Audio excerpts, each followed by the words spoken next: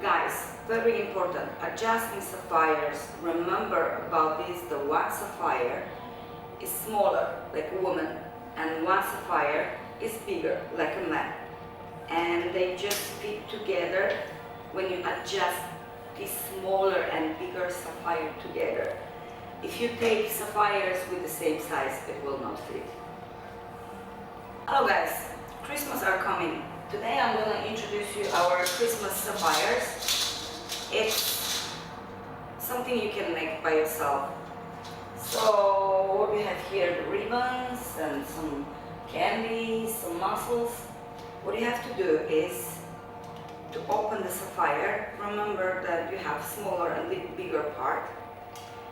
Put the stuff inside. I will choose red ribbon.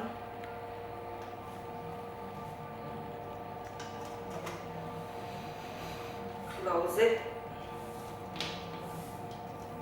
Okay, I will make one more, maybe with candies. And pink ribbon. You can make something also by yourself from paper or whatever you think is nice. Okay, I think that looks nice. Take the rope.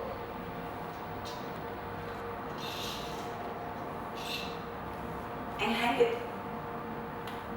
The Christmas sapphire is ready.